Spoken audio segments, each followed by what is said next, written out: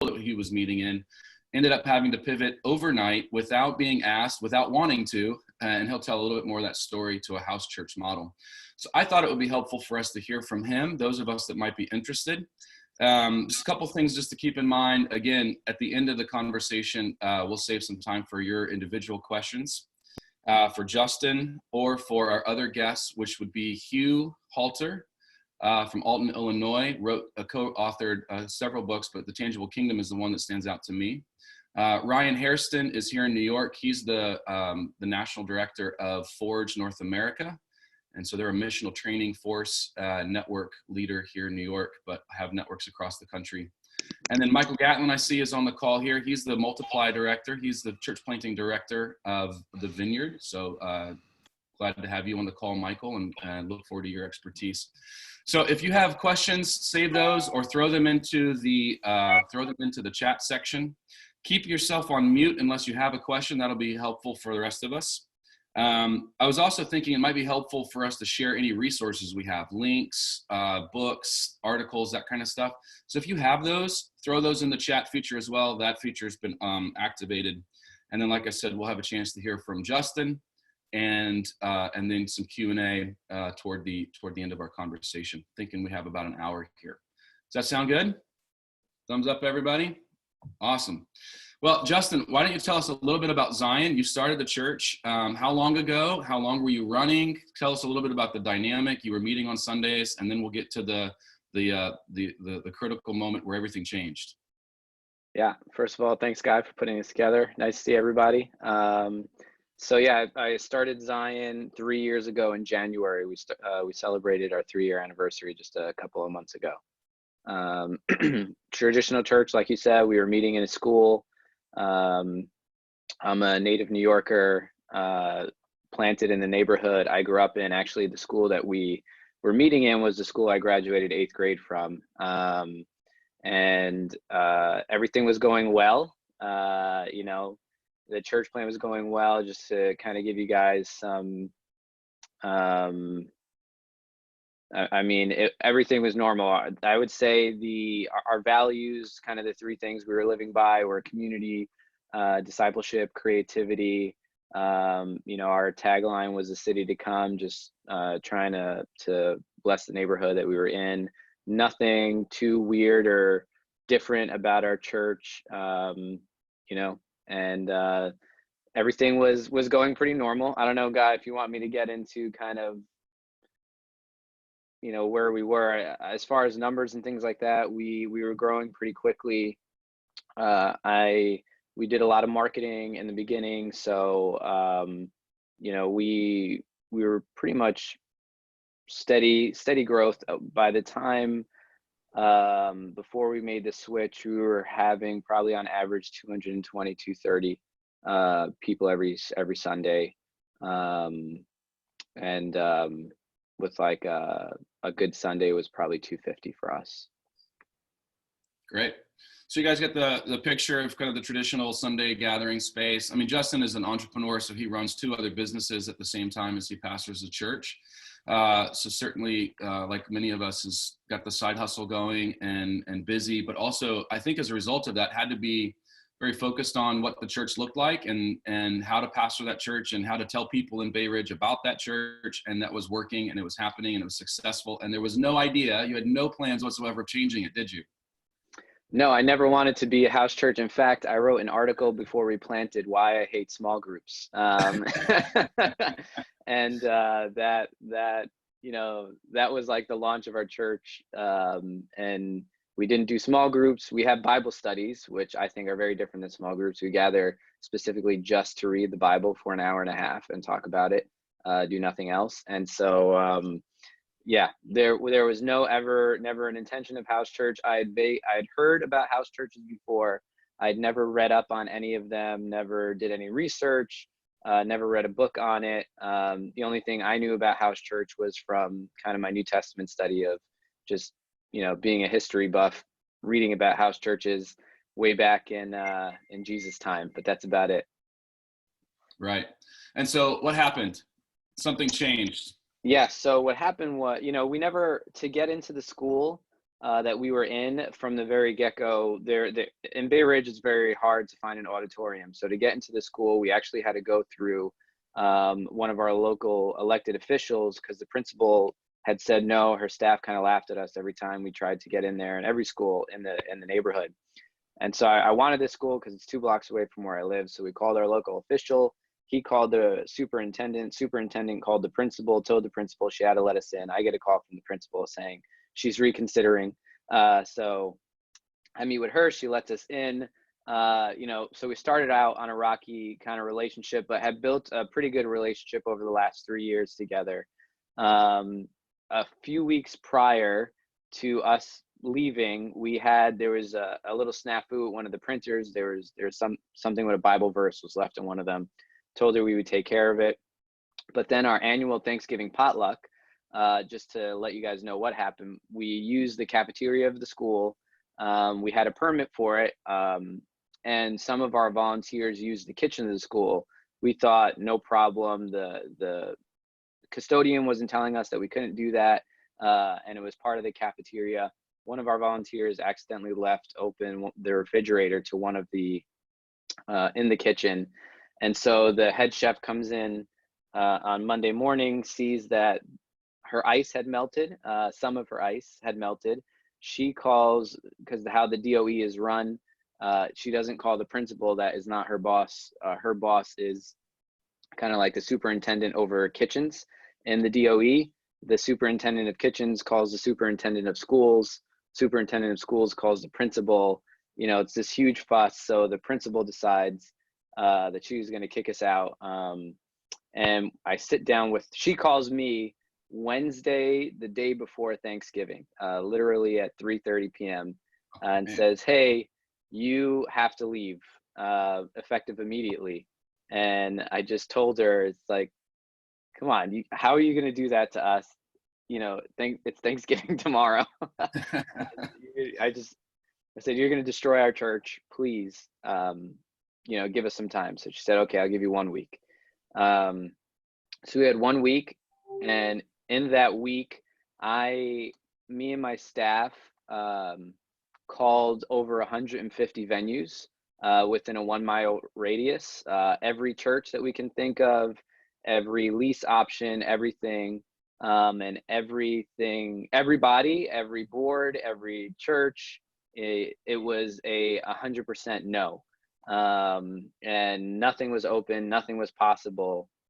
And in that, me and the staff were discerning God was calling us to live in a time of faith and obedience to him, and that we were just supposed to move forward. So I had a leadership meeting.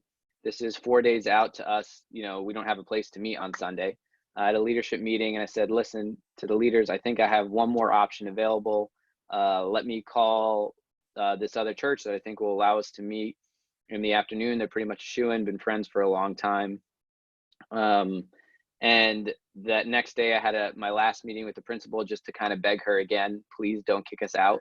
And then, so the next day I get a call from the shoo-in church telling me that their board actually said that they couldn't let us in. I was like, okay, strategic reasons is what I was told for that one. And then yes, of course. And then when I was on my way to meet with the principal, before I left, I talked to my wife. And she said, "What's the worst thing that can happen? We meet in house churches?" And I said, "Yes, exactly. That is the worst thing that can happen." So I go and I meet with the principal, and the principal essentially is crying through our conversation, saying sorry, but it's out of her hands. She can't have us meet. And so at that point, I went on a 1-hour prayer walk in the neighborhood, and I just felt like the Lord was saying his call to obedience for us was to strip away all of the amenities. Something about our church is we put on what I tell our leaders, we put on a good show every Sunday. We had really good worship, welcoming atmosphere, like all of those things are really great. Our church was very high production value. Everybody really enjoyed that. And so we felt like God's invitation to strip all that away and to see where we were without all the accompaniments that are not in the Bible. And so, As it turns out. as it turns out, yes, as I've learned rapidly. Um, and so Thursday morning, I called the leaders. I told them we had no option. I asked them were they all cool with house church. Everybody said yes. And so in 24 hours, we had 10 house churches, 10 speakers. I was not one of the speakers. And we mobilized pretty much the entire church to show up at a house church that Sunday. This was the first week of December, so we called it home for the holidays. And that Catchy. is how our journey began. Yeah, that's incredible. Overnight, 24 hours, 10 leaders, 10 house churches, 10 speakers, none of them you. That sounds a lot like the gospel. Yeah. Depending on which one you're reading, I guess. Yeah. Yeah. Awesome, man. Tell me, so that's been going on now since December. So what are we at, 4.5 months? Yeah. 4.5 months. Tell us a Yeah. So little bit December. about, yeah, Yep. tell us a Three and little a bit half months. about, Yeah. just like what you've learned over the process. Like what's worked, what have you been surprised by? What are some challenges? What are some things you would do differently? That's like 3 separate categories: surprise, challenge, and different. Yeah. Let me write that down. There is a lot to talk about in each category. So surprise, some pretty big surprises actually. I wrote a letter to our leaders, I think the first week after our first house church, and I'll drop the link in later because I made it public for all of our members to see. Yeah, I read it. After. Yeah, the surprise. So there has been a lot of surprises. So what we have decided to do is that we're going to meet in house churches throughout the month, but once a month we come together to meet as an all church gathering. There, how we decided was in the very beginning, I've always told the church we didn't want to be personality driven. And so this was I felt like an invitation from God to really step into that, meaning I was not going to record a sermon of myself and then send it out to all the house churches. What we were going to do is we had a lot of people in our church that felt called to ministry, and this was a great time to release all of them to do that. So we activated 12 speakers, 2 alternates, 10 speakers. And we had, it's crazy because we're in New York City, but we had around 20 houses that reached out that said they were willing to open up their home for house church. So we decided on 10 of the most viable, depending on where we were, because we have people spread out for the most part in 3 boroughs. First of all, I was surprised that people showed up, for Sunday gathering. Well, let me put it this way. We actually lost around 60 to 80 people right off the bat.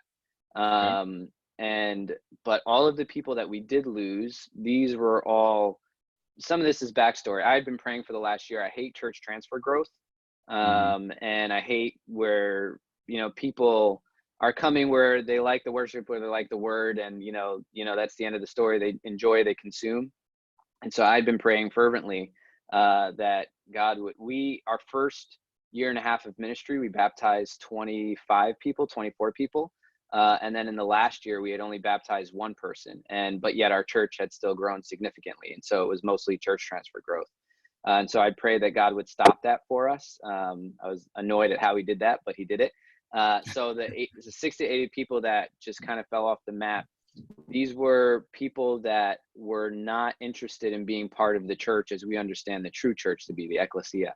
They were just enjoying the programs, enjoying the sermon, enjoying the worship, but did not participate, was not a member, did not serve, did not give, did nothing, hardly knew anybody, just came, sat down, and we realized that most of our staff time, work, and hours in serving were going to keeping those 80 people plus, comfortable and happy every single Sunday. Right. And so one of the greatest joys that we had is right away within the first week, we saw almost all of our staff resources going from putting on a Sunday production to going to taking care of people.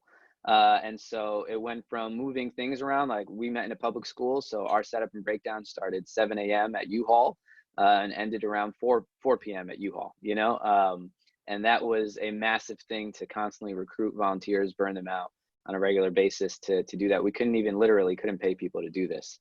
So that meant I was doing a lot of the setup and breakdown. And so that changed overnight. We were putting all of our thinking time into how to care for, follow up, pray for to people. And that was an incredible surprise. It was awesome. With the value of community, after the church grew past 120, we realized we were losing our community. And that was really hard for us. And so we were praying for God to give us ways to work through that. Overnight, we saw community begin to explode in the church again, people meeting people that lived right next door to them that they never had met before. A lot of people that had actually left the church actually started coming back because of this reason, because of house church. So I had to personally struggle through, if we're going to talk about a challenge for a second, I had to personally struggle through, we are, as much as we say success is not numbers, success is numbers at the end of the day on Sunday, because it's a metric that you can count a lot of things on. And I don't think counting is bad. We still count every week. But not seeing the people, not being in the room. And I preached 48 out of 52 sermons a year in our church, and I loved it, and I loved all of that. But so this was a huge challenge for me personally, because even though I felt like the church was disappearing before me because I didn't physically see them, that actually was not the case. The church had just dispersed, and what we did was we set up, for the most part, three leaders in every home. So every house has a house church team of 3 people, which is the host and the speaker and a third person. That third person is usually like a couple. Like if a couple is hosting, that's 2 people, but that person helps with logistics for the most part. So these people, the biggest I started meeting with all the speakers and all the hosts to see how everything was going. And the biggest challenge I heard from everybody was, hey, we see all these people coming on Sunday, and now they're looking to us to disciple them and to pastor them. And they were feeling the weight and the hardship of that. And I told them, like, I apologized to them for, but the one thing, to finally seeing the need for discipleship in front of their face, because you can ignore people for so long. When you're in a room of 200 people, it's very easy, because then everybody in the seat is saying, well, it's his job, the guy that's preaching, to disciple. And then I'm looking around saying, well, there's no way I'm going to disciple all of you. So, I'm just going to live with discipling a few of you. And so now they were feeling this burden, and I told them they should praise God for that burden. That's one burden I'll never try to take away from them. They couldn't ignore the person sitting in their home anymore, or the person sitting to their right or to their left. And so now there is an incredible amount of discipleship happening, just because now people are staying in each other's homes longer. They're talking during the week. There's group chats set up for every house church. They're talking through scripture together throughout the week. They're praying on their own. All these things that we were doing as a church organically, now each house church is doing together. And that has made, again, now community has exploded, now discipleship has exploded, and people are finally feeling the deep call to discipleship and the burden of that like they never have felt before. And it's a beautiful thing to sense that and feel that.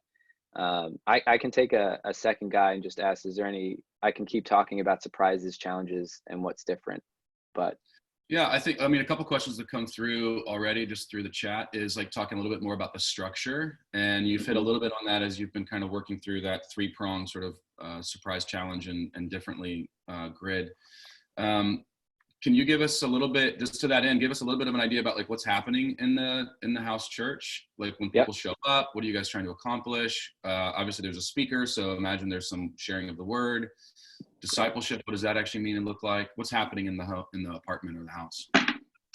So one thing about discipleship, we've always said discipleship is not a program, it's a culture. And so I'll talk about how that relates to our house churches right now. For each house church, what we've always had is we've had bagels and coffee when people come on to church on Sunday. And so we, at 10:30, all the house churches for the most part open up for bagels and coffee. We gave every house church a budget for that. We just kind of used the money that we were already using and dispersed it. When they get there, we have 15 minutes of, so 11 o'clock service starts. And once that 11 o'clock hits, there's 15 minutes of hanging out and talking. Icebreaker has been really good for a lot of these homes because a lot of people didn't know each other. They're meeting each other for the first time. And I can always send an outline that we send a guide to all of our house church every week, and I can make that available. Then we have 15 minutes of worship.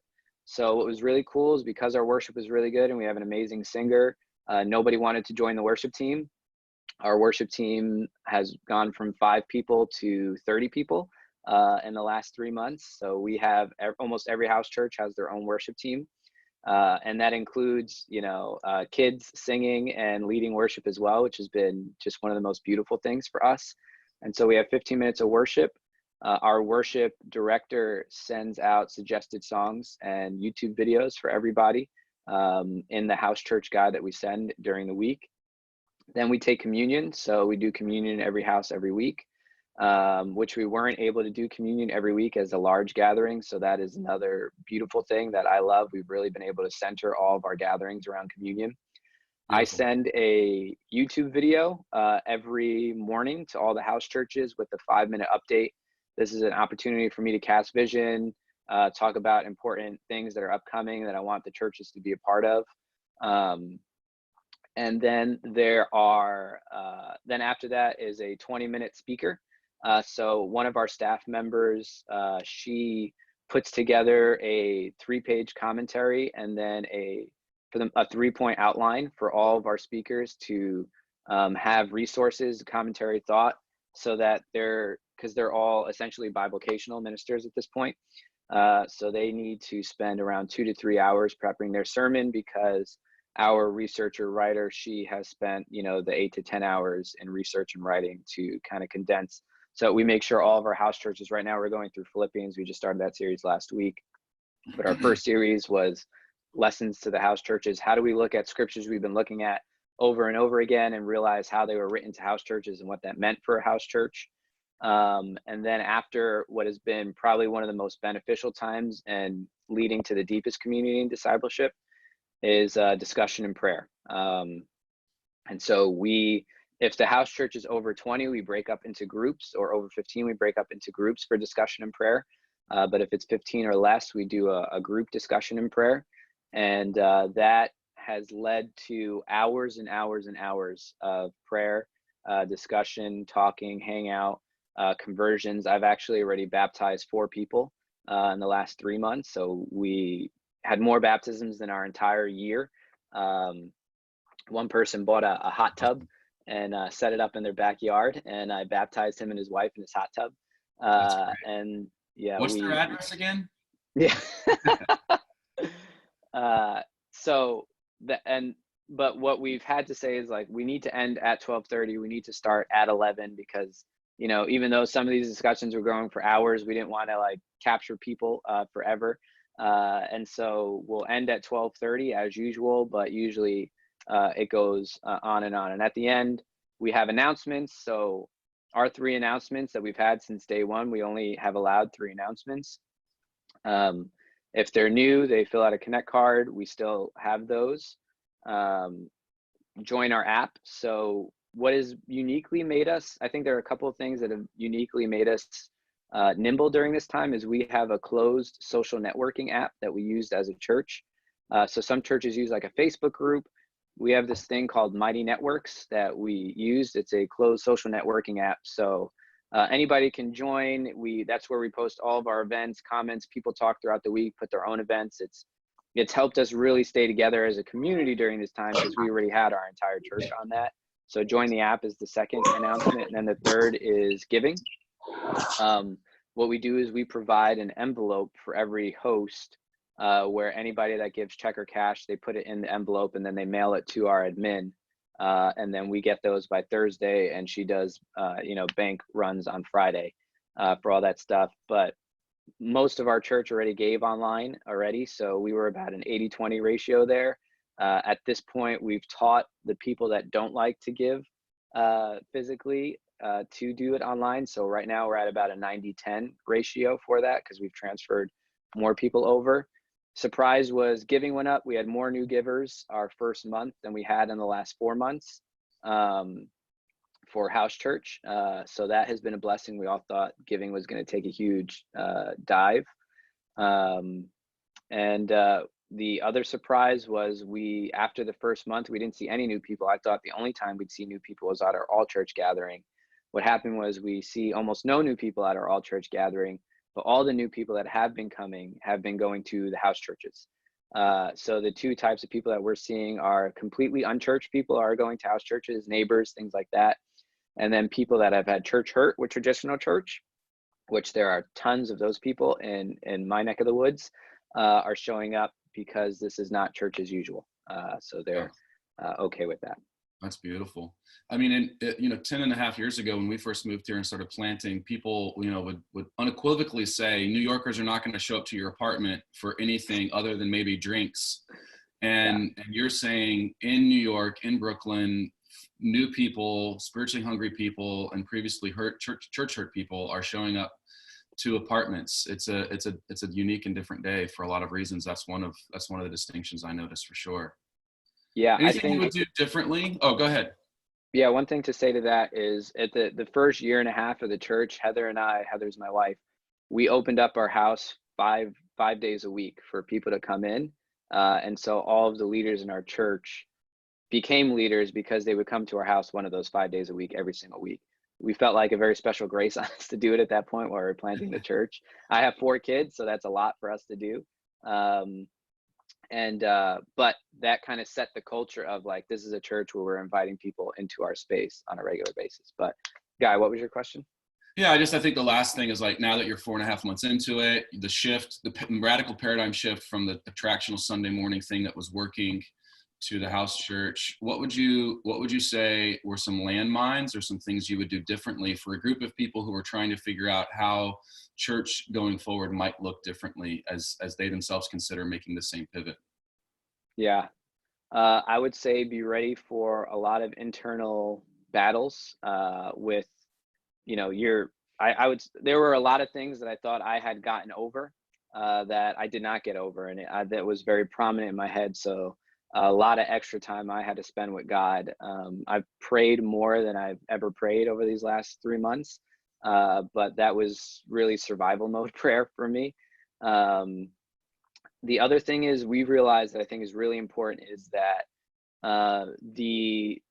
we thought in the beginning the speaking and the worship, because those were the main attractions of our traditional church, how do we make those the main attractions for house church? And we were really worried about how good how kind of eloquent the speaker would be or how good the worship would be. But we realized that that is not the thing that gets people to keep coming back. What gets people to keep coming back, sure, like all of our speakers, like we listen to them, we have them record ourselves, they're not heretical, they're sound, and they're called to ministry. The presence of the Holy Spirit is there.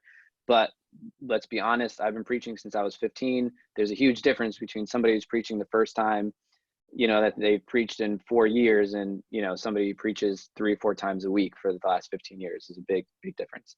And so the speaking and the worship are not the main attractions. They're important, but they're not the main attractions anymore.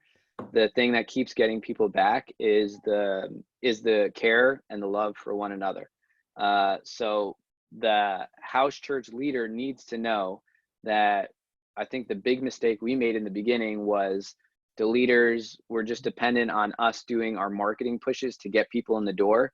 But after the first week 1, every leader should be prepared to know that whoever comes, these are people, write down their names, take their emails, take their phone numbers, because you need to essentially take them under your wing. Like, these are going to be people that you're going to care for, that you should have long-term vision for. And so we're still trying to transition some of our house church teams to make this understanding of, it's not about just whoever signs up for your home. It's about who has been signing up, who has come, and how can you make sure they feel cared for, involved, loved, and when they're coming, you're intentionally building a community with these people. Since we've started, we've launched 2 new house churches, and there's a huge difference in starting like that from day one and trying to retroactively go to that place a month or 2 after. Great, thank you. I have one more question for you specifically, Justin, and then I'd like to maybe hear from Hugh and Ryan and Mark. I'm just noticing Mark's on the call as well, so I'll introduce Mark in a second. But my last question is, obviously we're in the midst of an unprecedented moment in the life of the church in America as cities go in lockdown as a result of COVID-19. Tomorrow morning in New York City, as most of you know, well, some of you know, the mayor is closing all restaurants, bars, gathering spaces because as it turns out, New Yorkers weren't actually social distancing.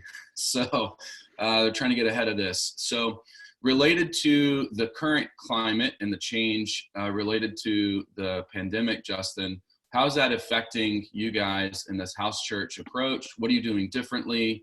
I'm sure you might have a couple of house churches that are up close to the 50 people, but maybe not, but it's still a concern. The most cautious people are saying, don't go out at all. And especially not if you're sick, but how are you thinking about it in light of COVID? Yeah, so this week and next week, we actually did, instead of one-way streaming, we did a massive Zoom call. We had probably close to a couple of hundred people on the Zoom call. And what we did was, Zoom is really cool because you can break out into groups on the Zoom call. And so we broke up into our house churches after the word. We had someone sing, different scripture readings, all that stuff. And then we broke out for prayer and discussion into all the house churches. And then we came back, and every night we're doing Zoom prayer calls instead of our normal Bible studies. So then after 2 weeks, CDC is saying no groups over 50. And so we're going to go back to probably a Zoom call for people that can't go out, but then resuming most house churches after that point, because most of our church does want to continue to meet in house church, and we're cool with that.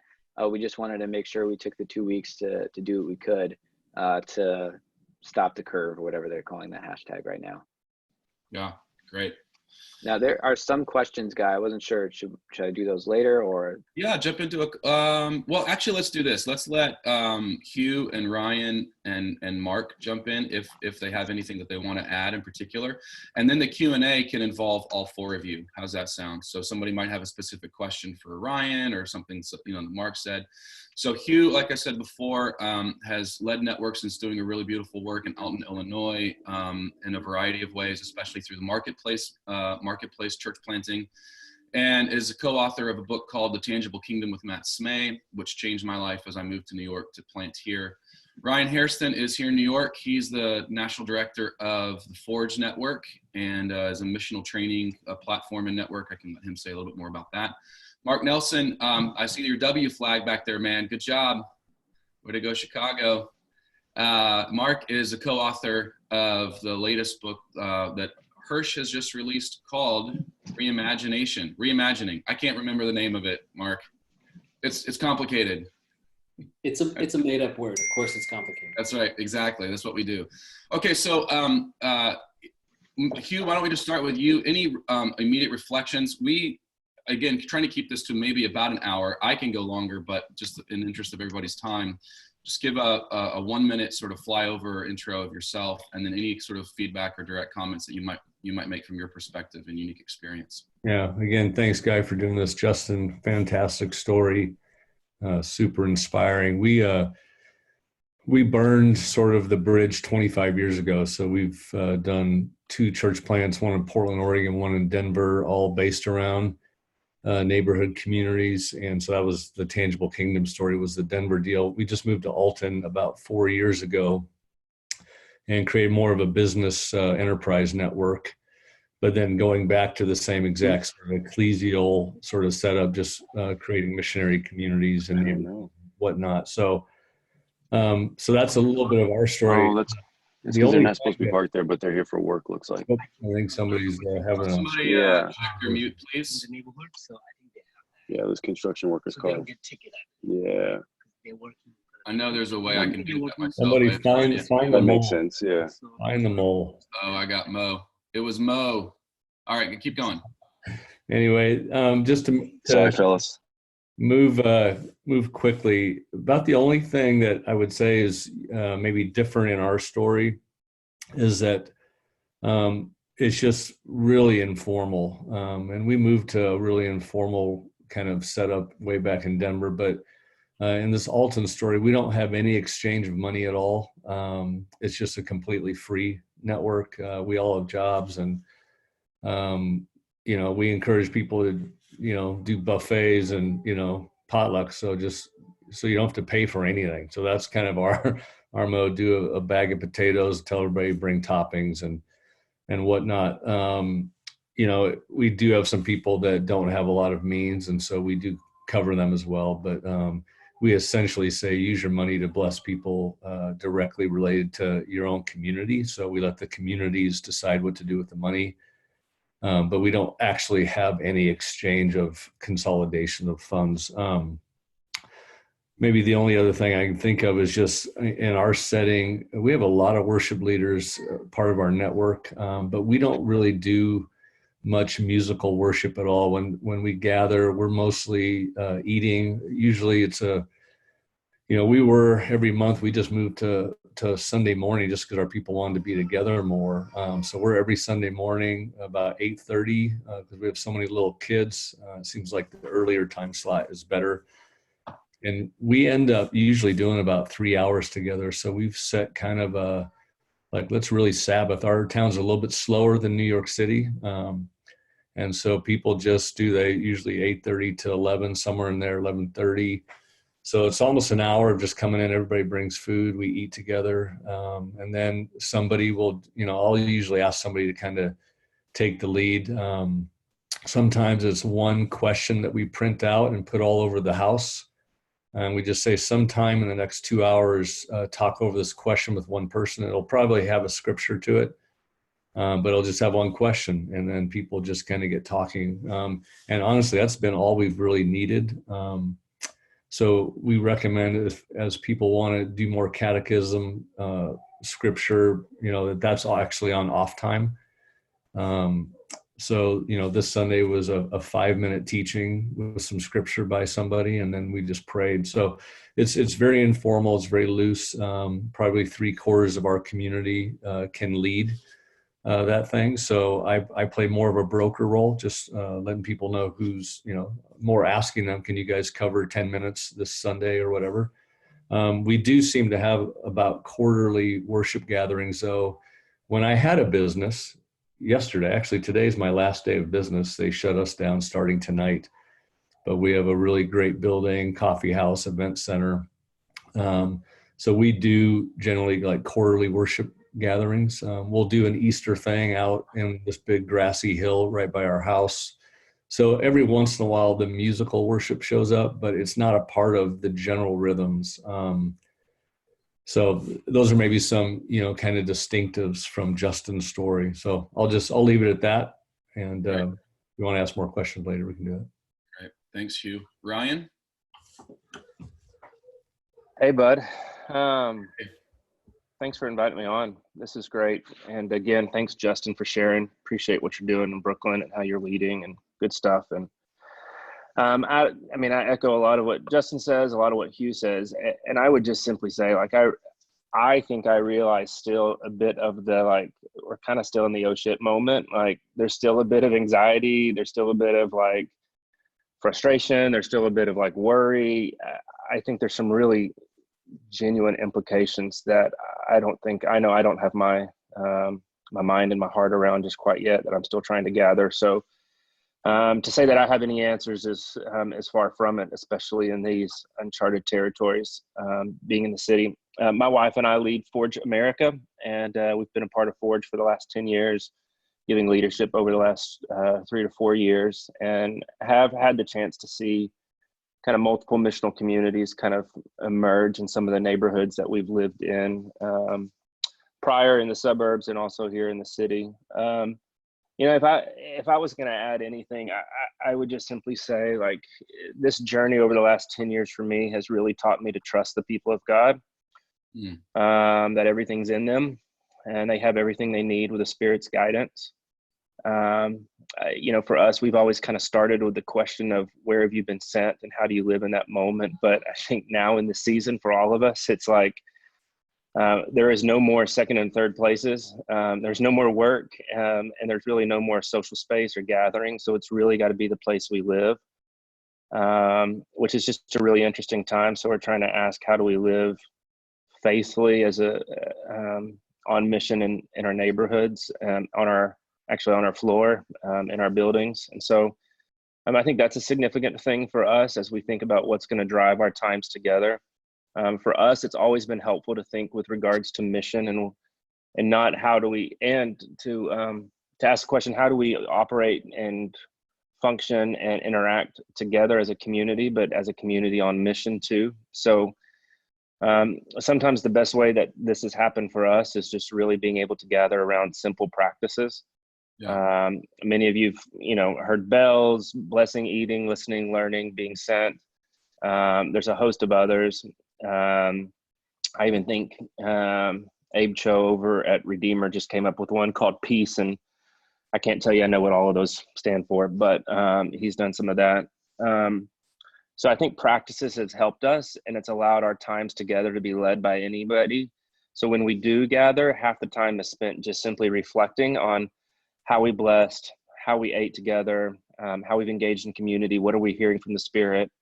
But then also to reorient is the other half of the time, which is just simply reorienting around Jesus. And we're just reading through the Gospels together, asking, what did Jesus do? And how can we live that in the places that we're at? So for us, the practice piece has allowed us to get in all the necessities for formation, like worship and discipleship and learning and mission. So we're trying to get all of it in the midst of the practices, and it's really pushing us in that capacity. All things are happening because of it. I think, I think this is a really neat opportunity because it's driving us to think about mission.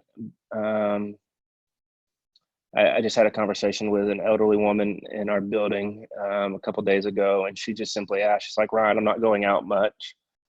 She said, do you think you could just call me once a day and just check on how I'm doing? She said, I'm afraid I'm going to go crazy. I'm already living alone. I'm listening to the noise, the news, the media, and I'm really fearful. I'm 76. If I go out and I get this, I'm dead. And she says, would you just call me once a day and just check in on me and just talk to me and just tell me about something other than the coronavirus? Tell me what your kids are doing. Tell me about something.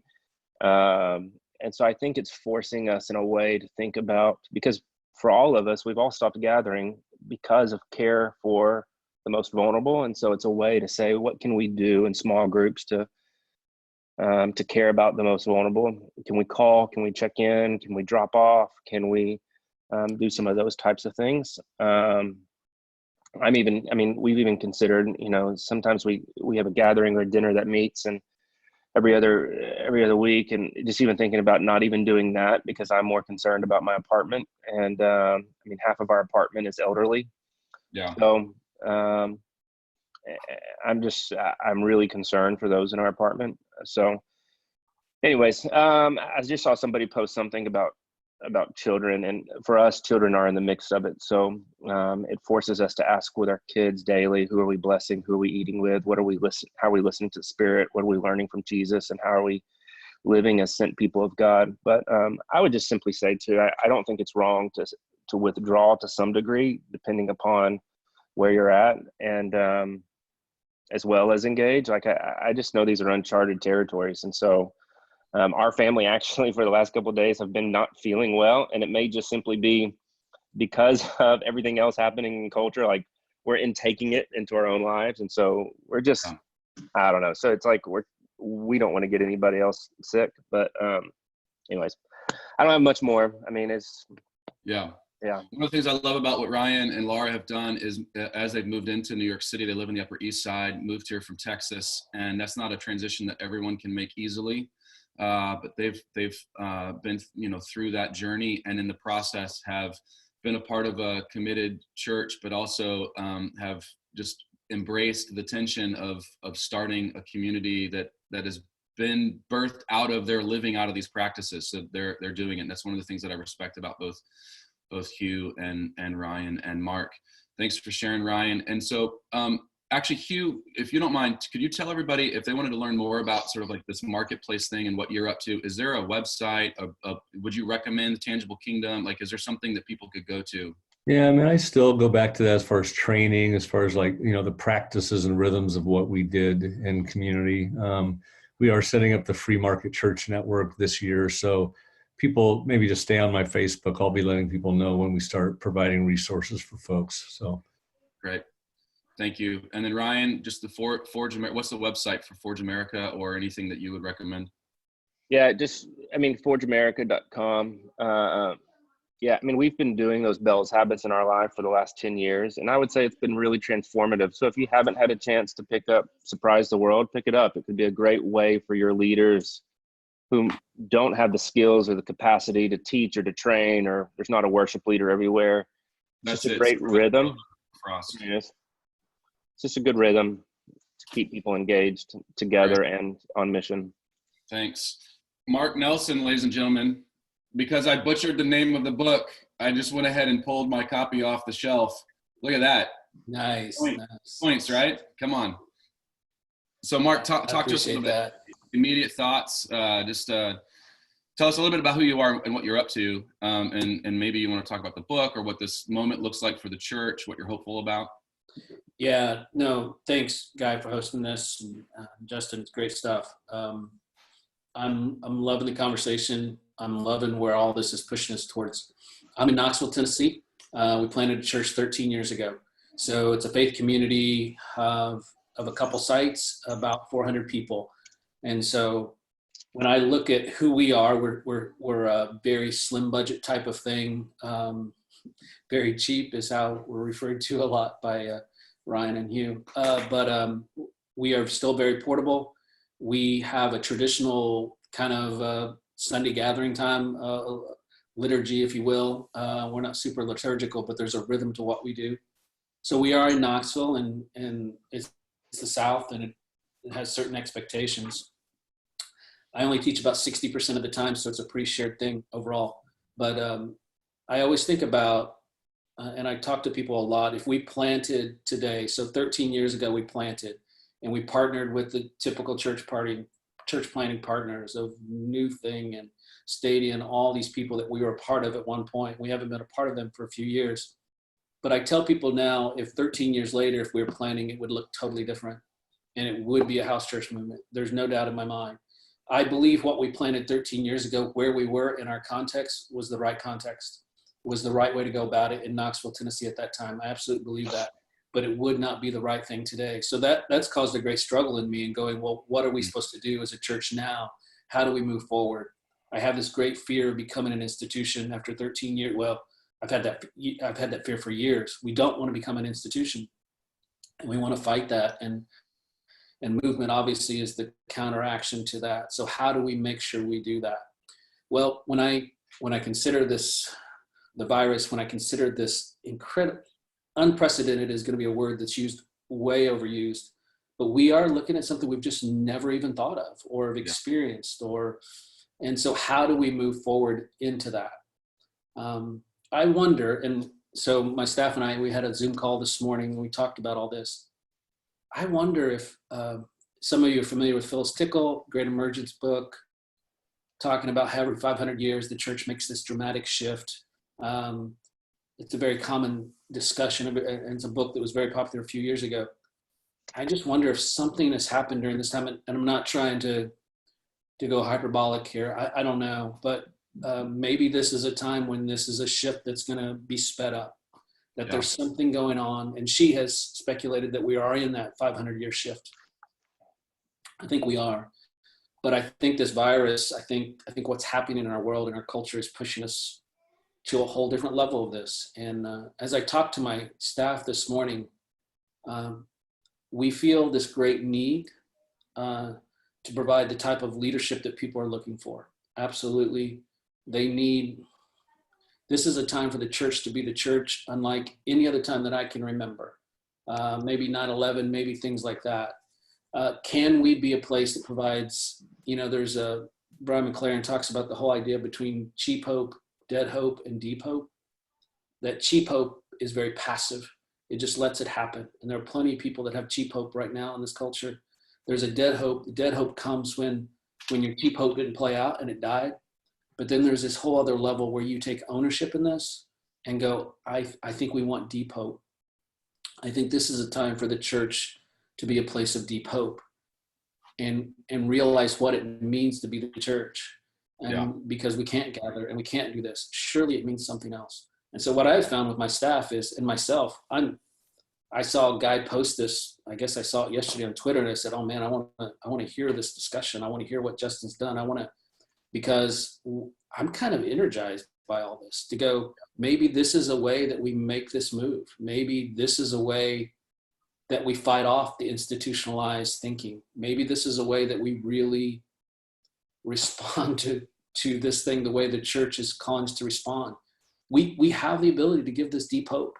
We really do. If we can buy into this as leaders and realize what it means, and the repercussions and the ripples will change all our lives. Let's make sure we don't ignore those things that are going to happen, but let's make sure we'll ask the right questions.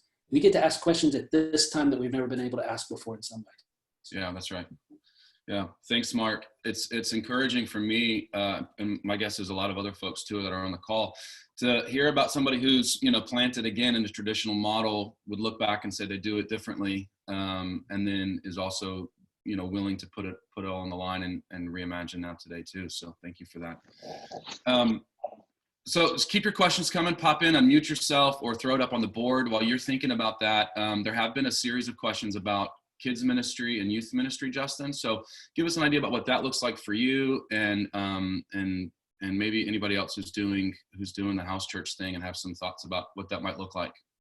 Yeah, it's actually a great question. We've gone through, that was one of the biggest changes we did from the beginning to the end. So in the beginning, we had 3 houses that were designated as kids ministry houses because we had volunteers for those homes. But what I did for the first 2 months is or 2.5 months, I went to every home and visited. What I realized was every house needed a kids ministry. Okay. And so what we have done, a couple of things, is our kids director puts together packets for the month, and we give those packets to the hosts at our all church gathering for the month. That's activities, crafts, things that they can do. And then every house church, I've told every house church that they need to designate people to rotate every week to take care of the kids. So these are people that generally have never volunteered for Z Kids, but every single home, Z Kids is our kids ministry. Every single home has couples or young adults who have volunteered to now do kids ministry, and it's on rotation. So every single home, I'm really happy at this point, has kids ministry, where people in the home, essentially what has happened is for everything in the home, kids ministry, getting food, communion, prayer, cleanup, setup, all of that stuff is on rotation for everybody to take part in and be part of the solution. So no one house has one person in charge or responsible for anything. How the houses divvy up that has been different. One house, they put a poster on the door, so on their way out, everybody can sign up for what they want to do the next week. That's been pretty cool. One leader is just really good at delegating, so they've delegated everything out to everybody. One, it's just like pass around a paper. What are you interested in doing? Like this is a home where all of us participate. We went through, one of the lessons from the house church that we did early on was how we are one body and everybody needs to serve. And so right away, literally everybody served. One of the cool surprises is our people that are serving right now or participate has tripled over the last couple of months. So that has been one of the beauties of house church. That's awesome. Great. Let's see. Are there other questions specifically, or does someone have one they want to unmute themselves and just jump in, pose one to Hugh? Quick. No? Go ahead, Justin. For teens, teens are part of it. They love it. They're hanging out. They're being discipled. Teens don't really need specific teen ministry. If you want to have time for teens to hang out on their own, you can set that up. But they should be part of it, and people should just disciple them. That's what we found. really works. And for kids, we let them participate as much as possible. Usually for the sermon time, we take them to another room for crafts and hang out and things like that. Great. If you don't have a Sunday gathering, then you probably don't have a Tuesday morning staff meeting where you pick apart all the things that went wrong with your gathering. So what do you do, Justin, with your staff, team development, equipping and empowering them? Yeah, so we changed all our staff job descriptions over the last couple months, and so our worship director and our kids director went to a completely equipping model, which has been, again, one of the most beautiful things. All of our staff time is no longer doing the work, but now equipping other people to do the work. So Jenny, our kids director, is now working with the different homes on questions, needs for kids, how to take care of them, activities, training volunteers if they need background checks, things like that. Our worship director is now putting together the song list every week. Once a month, we're having worship. We're going to be doing worship gatherings for these now 30 people that are singing, worshiping, so that she can pour into them. Our staff, our community director and discipleship director. Community director is working with all of the hosts on a weekly basis, meeting with them one-on-one, meeting with them together, just to continually equip them, hear from them, work with them. Our discipleship director, she's the one writing the outlines and the commentary. She's working with the speakers, listening to their recordings, growing them in that way, and meeting with them collectively to think through new sermon series and all that good stuff. And so we've really moved as much as possible to an equipping model instead of them who were doing it. Now they're working to equip these people to do it. That's great. And then I'll meet with all of the house church teams every so often just to talk through vision and care. Okay, great. Thanks for that. Okay, here's a question about from Andrea, a max number of people that you suggest in each home meeting, or a certain point in which you think about multiplying. How do you think about that kind of growth factor? Yeah, so we've only been doing it for 3.5 months. So I would say I read a good resource, actually, is Francis Chan's book, Letters to the Church, if you want to think around theological framework for this. He says 20 people. I agree from what I've seen so far. Once you get over 20 people, the dynamic in the room is really hard to build community and discipleship and have that really deep discussion. So after 20 people, we've told the house churches at that point, you should have, every house church has alternates, meaning, which may be good for you guys to hear. For instance, like a speaker gets sick one morning, what happens? We had to deal with this several times.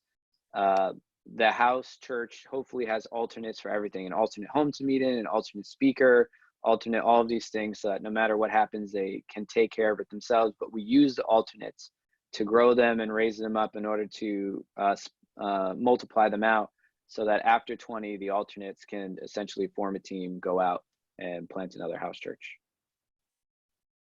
Great, thank you. Are there any other questions, friends? Things that you've thought of? Just go ahead and feel free to unmute yourself and pose that to any of these folks. So staff, no, we had 3 full-time staff doing traditional church, and we've kept all 3 full-time staff and just changed their job descriptions. We have a lot of high capacity volunteers that are working to make this happen, but we do have 3 full-time staff outside of myself. I own a couple of businesses, so I wasn't staff,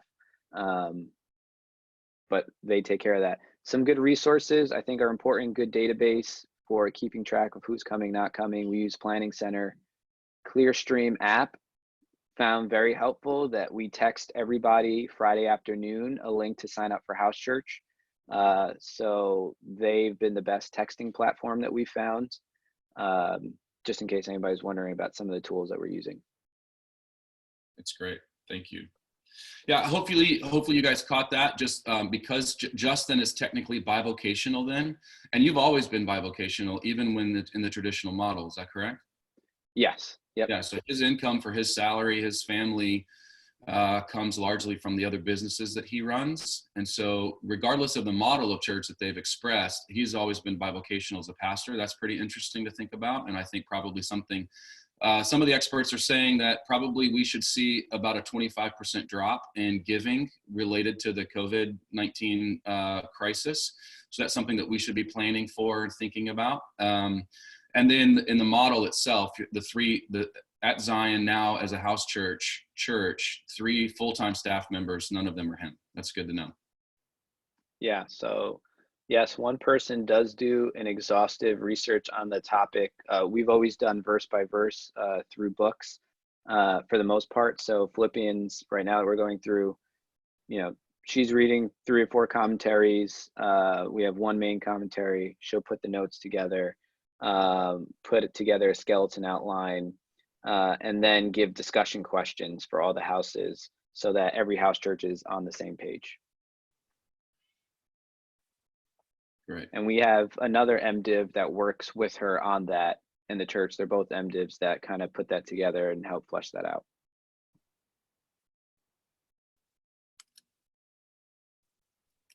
Anybody else? Yeah.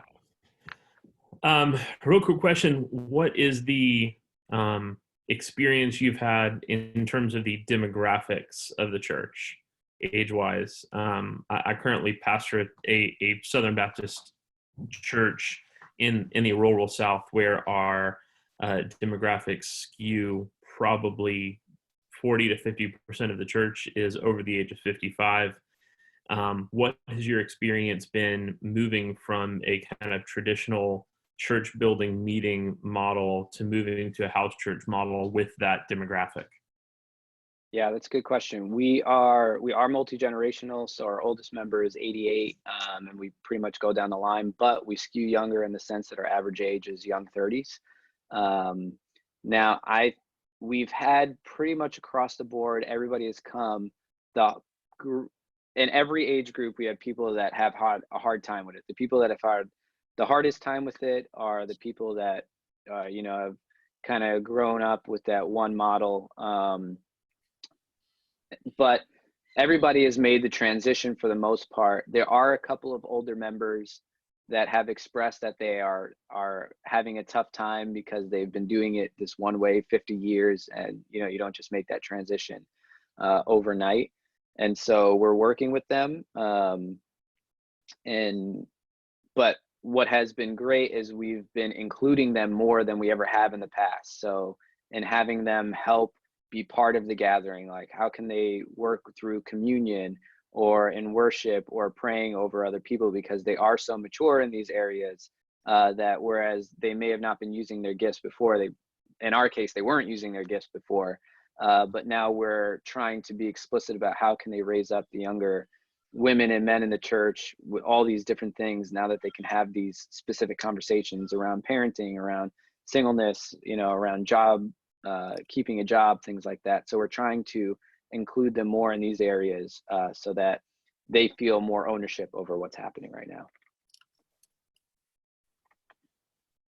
Right. Hey, Justin, I guess in this, a large question for me, especially being a young church plant, is when you talk mission, vision, values, where we're headed as a church, what we feel called to.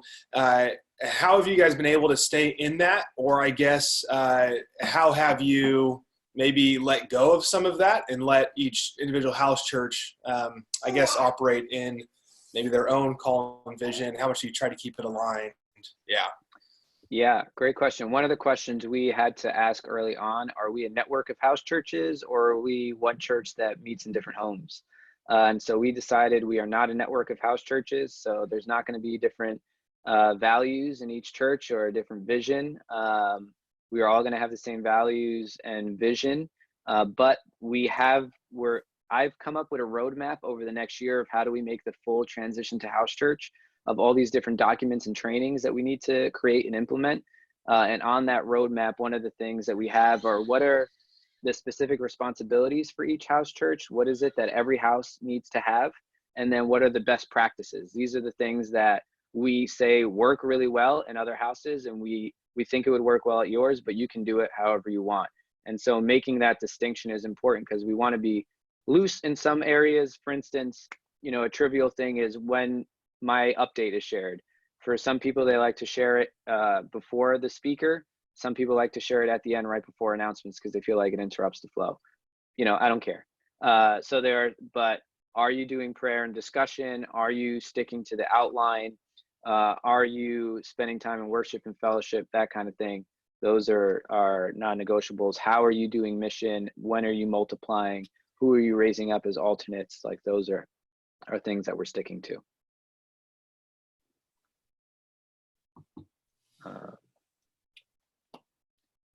I see another question here. What does it look like to mobilize house churches? Meaning, how effective has it been to see house churches be more than meeting in someone's house? I would say some house churches have been way more effective than others in this, and that has been lack of prep for the most part. And some of our house churches just naturally mobilize other people really well, and some don't. But we've seen gradually every house church go through this. The most effective thing that we have seen thus far is, as the house churches have become more comfortable creating a text group chat on WhatsApp or Slack, or if everybody's lucky enough to have the blue bubble on the iPhone, and from there they talk throughout the week, they pray for one another. One thing that we were already doing was doing devotionals through text group chats with each other on a regular basis. And so they're integrating that kind of now in house church. How can we read scripture together? But it has, some houses have been a lot more effective on what their life looks like during the week. Some are getting there, but the hope is that the culture of the church, which was very active during the week, and we've always stated that church is not a Sunday, that culture continues to pervade into every house church. That's one of my questions and concerns, is like thinking about how do you think about mission? And I think some of the inherent challenges or unintended consequences of meeting in apartments or homes is mobilizing that group of people to not just be about, like, it's like the small group sort of challenge, right? It's like we just suddenly become only concerned with the frozen chosen in the room, and that's it. And if you happen to show up and break the threshold of that apartment or house or whatever, great. But if not, how do you keep those people on mission? That's a good thing to think about and consider. Yeah. So especially in light of what Ryan was just saying too, like earlier, especially in New York, like with this shutdown thing happening, you don't have to ask the question to whom or to where am I sent. We now know it is our building, it's our floor, it's the few people that we might see when we're walking the dog but can't get within 6 feet of. Like, that becomes suddenly very easy for us, but now we have to figure out how to mobilize our people to think that way. So it's a shift in thinking, probably. It's an equipping element, maybe. It's helpful for us to think about that. Thank you. Yeah, we're not a social club. That's essentially what I've been telling everybody, and we can never be one. And we have a spiritual health checklist also that we're developing for each house church, and that mission is on that checklist. How are they doing with this? Yep. I'm going to drop in a link of this kind of article that I put out there. That's just what I wrote to my leaders after a couple of weeks of house church, and then I just published it for our members, and for whoever else wanted to read it can read it to see kind of changes that we went through. Right. And I've put, I'm just dropping a couple of the links to the books that we've talked about, the authors that have been on our call so far, or the websites like Forge America. And if there's anything else that you guys know of as well, please do share that. One of the questions I had in my mind in sort of putting this together was simply, honestly, this was like born out of my own selfish desire to learn from Justin and myself, but then I thought maybe some other folks would be interested in the conversation. But I'm just trying to figure out, I'm not interested in starting a new network, but I'm certainly interested, at least not initially, but I am interested in, like, how do we keep the conversation going? What's the most helpful thing for us to do moving forward?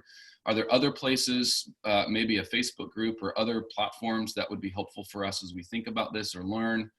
And I don't know, I don't have the answers for it. And I'm not saying that I need to be the self-appointed leader of it either, but if you guys know of anything, or if there's particular ways that you think would be helpful for us to process together, that's something that I'm thinking about as well.